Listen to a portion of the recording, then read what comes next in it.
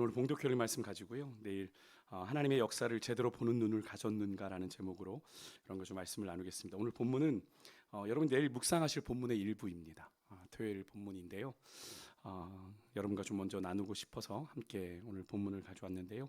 베드로가 이방인 백부장 고넬료의 가정을 방문하고 또 설교하는 가운데 그곳에 임한 이방인에게도 임한 성령의 임재를 경험하고 나서 예루살렘으로 돌아옵니다. 며칠 동안 같이 그들과 묵었다가 돌아오고 난 다음에 예루살렘에서 일어난 일을 오늘 11장은 담고 있어요.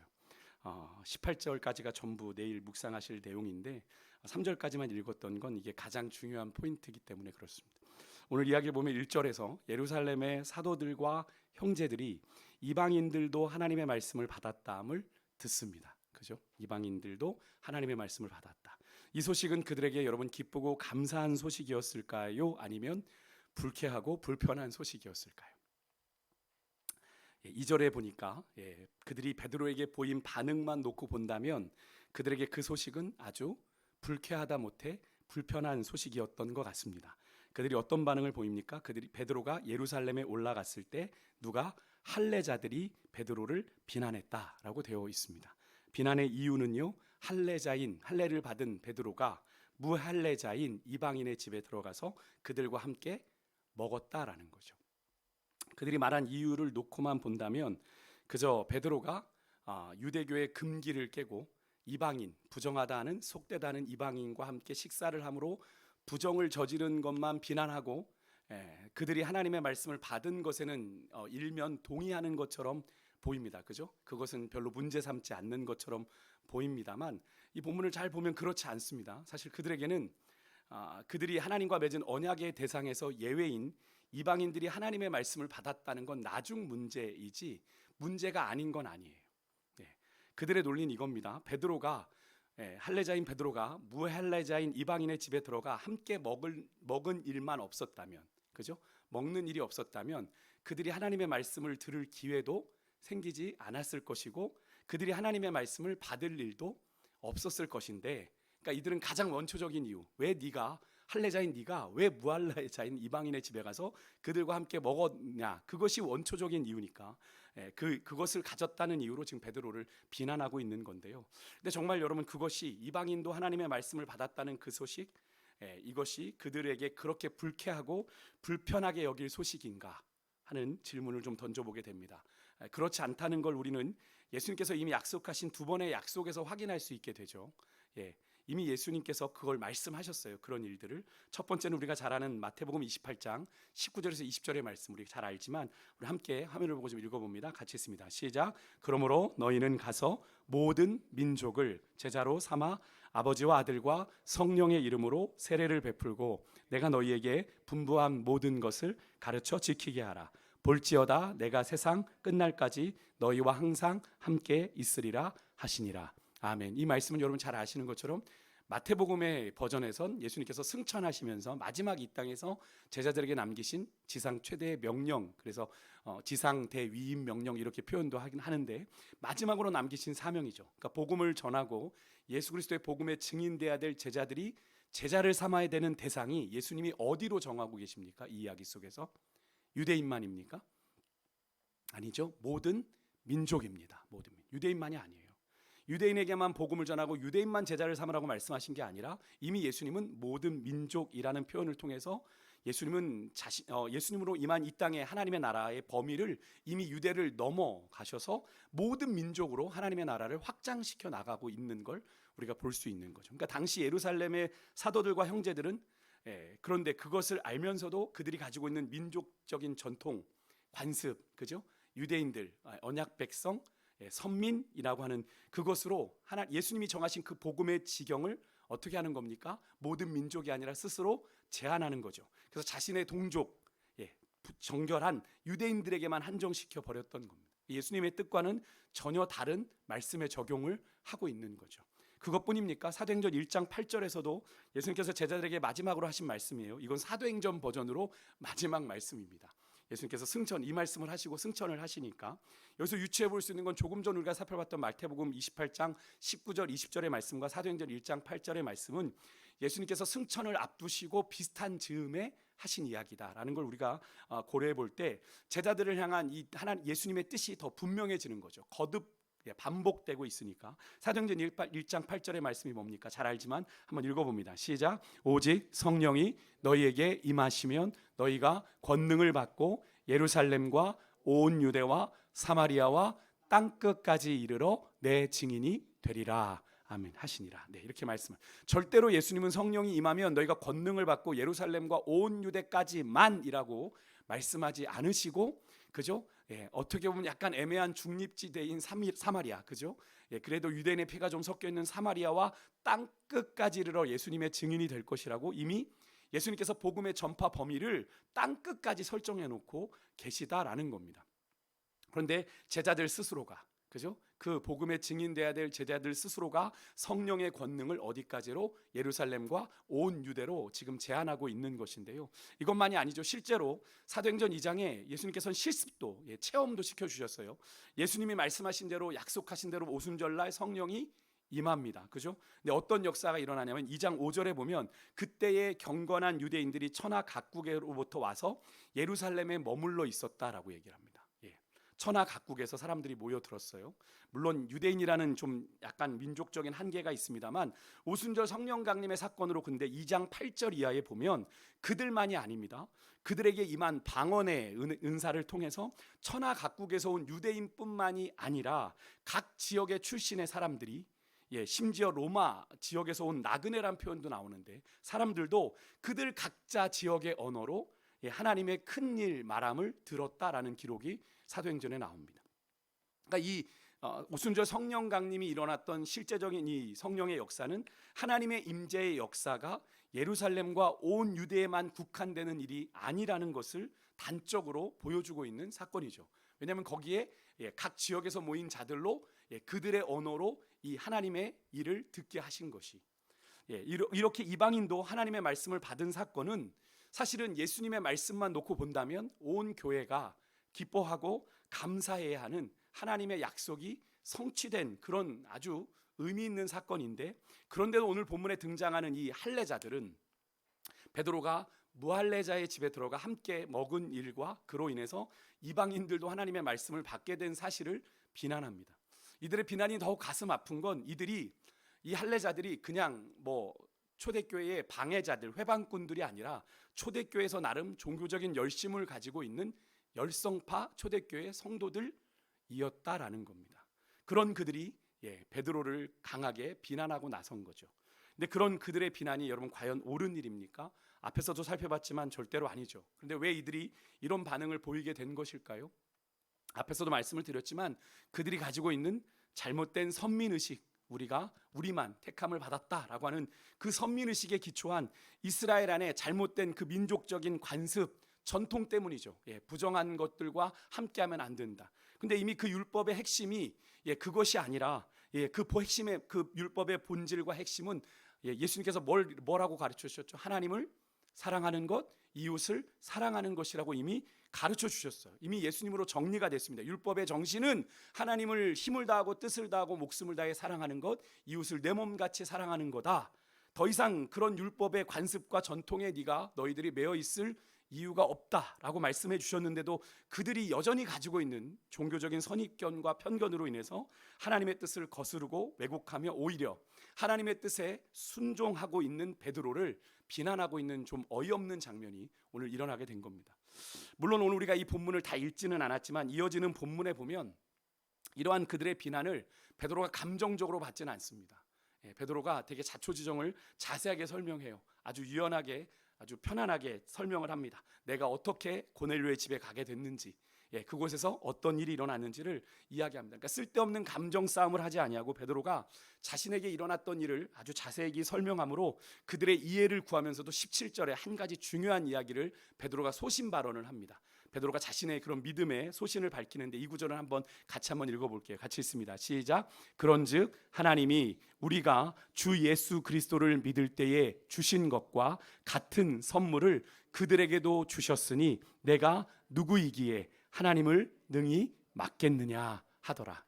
뭐라고 얘기했어요? 내가 누구이기에 하나님을 능히 막겠느냐. 하나님이 하시는 일을 내가 어떻게 할 수 있느냐라는 이야기죠. 그러자 18절에 보니까 베드로를 그렇게 비난했던 유대인 할례자들이 잠잠히 하나님이 행하신 일에 대해서 그들도 인정을 하고 하나님께 영광을 돌리는 그런 장면이 나옵니다. 그들도 베드로처럼 하나님께서 이방인들에게도 생명 얻는 회개를 주셨다. 그래서 하나님의 구원의 섭리를 인정하고 수용하는 것으로 내일 이야기가 훈훈하게 마무리되는데요. 저는 오늘 이 본문을 좀 묵상해 보면서 그런 생각을 좀 해봤습니다. 우리의 모습을 좀 떠올려 보게 됐는데, 오늘 본문에 나오는 이 유대에 있는 사도들과 형제들이, 이 할례자들을 포함한 이들이 이방인들도 하나님의 말씀을 받았다라는 이 기쁜 소식을 들었을 때 보인 그들의 그런 비난하는, 그죠? 베드로의 그런 모습을 비난하는 그런 모습이 우리에게는 없는가 하는 질문이에요. 우선 이방인들도 하나님의 말씀을 받았다고 하는 건 예수님의 약속대로 되어진 일이기에 계속 말씀드리지만 결과적으로는 온 교회가 기뻐하고 감사해야 될 일인데, 그들이 그런 기쁜 소식에 감사하고 기뻐하기보다는 오히려 그런 어이없는 이렇게 비난을 던지게 된 것이 아까 제가 그들이 가진 민족적인 편견, 종교적인 그런 관습 때문이다라고 말씀을 드렸는데, 그들은 분명 복음을 받아들였어요. 예수 그리스도의 복음을 받았고 성령도 받았습니다. 그죠? 최소한 그렇게 예루살렘 교회에 있을 정도면 그들이 그래도 500여 형제들에게 예수님의 부활을 경험하고 성전을 떠나지 말라고 한, 그래서 예루살렘을 떠나지 말라고 해서 성령까지 받은 120명 가운데 속해 있는 사람들이라고 볼 수 있는데, 그들이 성령도 받았습니다. 그래서 그들이 예수님께서 니고데모에게 말씀하신 것처럼 성령으로 거듭나는 은혜를 이미 이들은 받았어요. 그런데 아직 그들이 거듭나기는 했습니다만 그들이 가지고 있는 종교적인 신념, 특히 수백 년 동안 이들이 유대인, 이스라엘 사람이라고 하는 그 유대인들 안에 깊이 뿌리 내리고 있는 그런 구약의 민족적인 관습, 종교적인 편견은 아직 제대로 거듭나지 못한 겁니다. 그러다 보니까 하나님의 말씀이 성취가 되고 주님께서 예수님이 말씀하신 뜻이 이루어졌는데도 그 사실을 제대로 인식하지 못하게 된 거예요. 그래서 그들이 성령으로 거듭났다면 마땅히 기뻐하고 감사해야 될, 성령께서 이방인들에게도 역사하셨구나, 할렐루야라고 해야 될 그 일을 오히려 비난거리로 지금 삼아버리게 된 겁니다. 여러분, 이 사실 우리에게 무엇을 말하냐면, 여러분, 우리 안에는 여전한 죄의 본성이 남아있다라는 거예요. 그래서 우리가 늘 죄에 넘어지고 실패하는 일들이 일어날 수 있다. 우리가 성령 받고 성령으로 거듭나고 성령으로 충만해지면 우리가 죄를 안 지을 것 같지만 그렇지 않다라는 거죠. 우리 안에는 끊임없는 죄의 본성이 남아 있어서 사도 바울이 그렇게 표현한 것처럼 로마서 7장 19절에 표현한 대로 내 안에 성령께서 원하는 바 뭐는 행하지 아니하고 선은 행하지 아니하고 원하지 않는 바 악을 행하는 우리의 영적인 한계가 있다라는 걸 보여주죠. 역시 여러분, 혹시 우리에게 이런 모습이 있지 않습니까? 분명 우리의 삶이나 교회 안에서 하나님의 사람으로 마땅히 기뻐하고 감사해야 될 하나님의 역사가 일어나고 있음을 우리가 보면서도 우리가 가진 그런 믿음의 한계, 어떤 불신앙, 또 우리의 기준과 판단, 또 오랜 내 신앙의 경험을 근거로 하나님이 행하신 일들에 대해서 우리가 감사하고 기뻐하기보다는 그 일을 오히려 비난거리로, 또 논쟁거리로, 원망거리로 삼고 있지는 않은지 우리의 삶을 좀 돌아보기를 원해요. 그런 우리의 못된 그런 자존심, 또 신앙의 아집과 고집이 성령으로 거듭나지 않으면 여러분과 저 또한 얼마든지 하나님의 역사인데도 불구하고 오늘 본문에 베드로를 비난했던 그런 사도들과 형제들처럼 하나님이 우리의 삶에, 우리 교회에 행하신 놀라운 역사를 보고도 기뻐해야 되는 상황인데, 감사해야 되는 상황인데 오히려 그것을 비난거리, 원망거리로 우리가 얼마든지 삼을 수 있다라고 하는 것을 우리가 명심해야 돼요.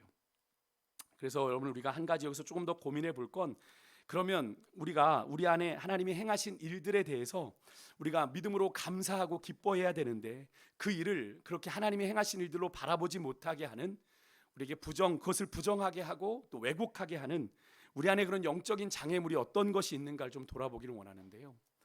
그것이 누군가에게는 여러분 자기 자신만의 이해, 그리고 자기 자신만의 신념, 또 내가 지금까지 신앙생활 해오면서 경험한 그 경험이 옳다라고 하는 그런 잘못된 신앙적인 교만일 수가 있고요. 누군가에게는 계속적인 의심, 하나님을 온전히 믿지 못하는 회의, 불신앙의 문제일 수가 있고, 누군가에게는 지나치게 이성적이고 또 합리적이라고 하는 그런 계산적인 사고, 믿음엔 그것을 넘어서는 일들이 일어나는데 자꾸 계산하고 내 이성적인 판단으로만 하나님의 일들을 판단하는 거죠. 또 누군가에게는 자기만의 자존심, 고집일 수도 있는데요. 여러분에게는 어떤 것들이 여러분의 삶에 일어나는 하나님의 역사를, 하나님의 은혜를 있는 그대로 바라보지 못하게 하고 있습니까? 그것이 어떤 것이든지 간에 여러분 오늘 이 밤 그렇게 여러분의 삶에 일어나고 있는 하나님의 역사를 왜곡하여 받아들이게 하는 그런 영적인 장애물이 여러분 성령의 불로 소멸되는 그런 밤이 될 수 있기를 간절히 소망합니다. 오늘 이 밤에 우리의 영적인 좀 한계가, 그런 믿음의 한계가 좀 깨어지는 그런 시간이 되었으면 좋겠습니다. 우리가 하나님의 역사를 보려면 우리의 생각보다 크신 하나님을 이해해야 되는 거잖아요.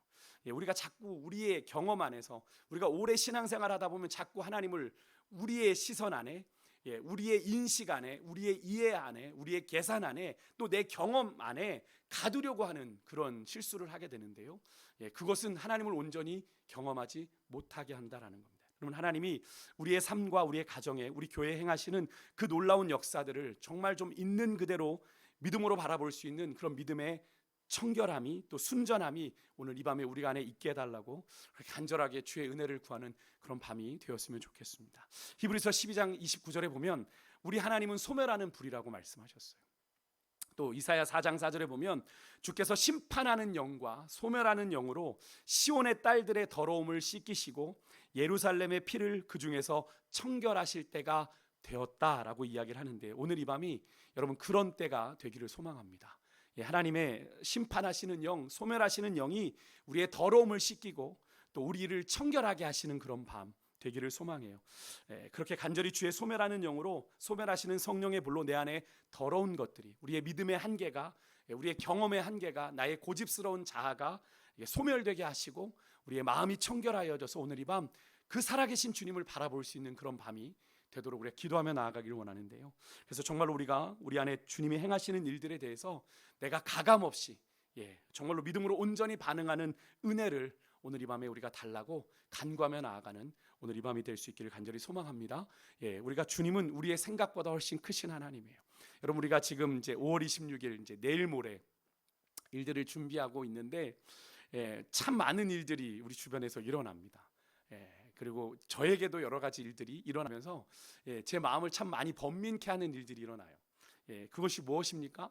사단이 계속 우리 안에 그 일들을 집중하지 못하도록, 또 그 일들을 온전히 이루어가지 못하도록 우리 가운데 역사하는 거죠.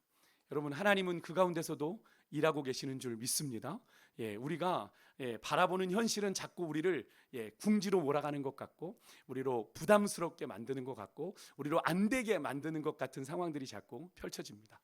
그래서 자꾸 스스로, 제 스스로도 자꾸 그동안 느끼지 않았던 긴장감들이 저한테 막 오는 거예요. 하나님 앞에 기도하면서 하나님, 이렇게 긴장할 이유가 없는 건데 하나님이 행하실 일들을 기대하며 바라보는데 너무나 부담감이 저한테 다가오는 거예요. 영적인 부담감. 그래서 저도 되게 센시티브하게, 요즘에 제가 되게 날카로워요. 그래서 저희 사모가 그 피해를 오롯이 지금 감당하고 있는데, 그런 가운데 여러분 우리가 분명히 우리가 그렇게 되는 건 뭡니까? 자꾸 내 안에 시선이 갇히기 때문이죠.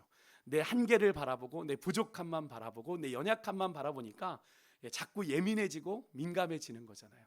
그런데 정말 하나님이 일하실 때는 언제냐면 내가 그렇게 전전긍긍할 때가 아니라 내가 하나님 앞에 항복할 때, 그리고 하나님의 손에 내가 붙들림 받을 때 하나님이 하나님의 뜻 가운데 일을 이루어 가시게 되는 거죠. 여러분, 믿으십니까? 오늘 이 밤 우리가 그런 믿음의 한계를 좀 뛰어넘어 보는 그런 밤이었으면 좋겠어요. 제가 이 토요일 말씀을 묵상하면서 그런 생각이 들었습니다. 박 목사, 너 보느냐라고 얘기를 하시는 것 같아요. 오늘 이 베드로를 향해 비난을 쏟아놨던 이 헬라파 유대인들의 이야기를 한번 떠올려 보세요. 그들이 분명 볼 수 있는 하나님의 놀라운 역사가 있었어요. 이방인도 하나님의 말씀을 받았다라고 하는 이 복된 소식이 그들의 눈에 보이지 않았습니다. 그들이 가진 종교적인 한계, 믿음의 한계로 인해, 인식의 한계로 인해 보이지 않았던 거예요. 그저 할례자인 베드로가 무할례자인 이방인의 집에 가서 밥을 먹었대라고 하는 별로 시덥지 않은 이유를 가지고 그들은 시비를 걸었어요. 여러분, 하나님의 역사가 여러분의 믿음 가운데, 여러분의 눈 가운데 보여지기를 간절히 소망합니다. 우리의 삶에서는 하나님이 그렇게 일하고 계세요. 우리 교회 가운데 그렇게 일하고 계세요. 그런데 우리가 자꾸 다른 걸 보게 되면 우리는 자꾸 믿음 안에 짓눌릴 수밖에 없는 거죠. 오늘 이 밤 성령께서 우리를 자유케 하실 줄 믿습니다. 성령께서 우리를 회복하실 줄 믿습니다. 믿음의 눈 들어 주를 볼 때 우리가 세상은 주의 역사가, 주의 나라가 되고 우리의 삶은 주의 역사가 이루어지는 것을 보게 될 줄 믿고요. 그 소망함 가운데 오늘 이 밤 우리가 나아갔으면 좋겠습니다. 우리가 같이 아까 불렀던 찬양 중에 시선 우리 같이 찬양하면서 우리가 같이 고백했으면 좋겠는데요.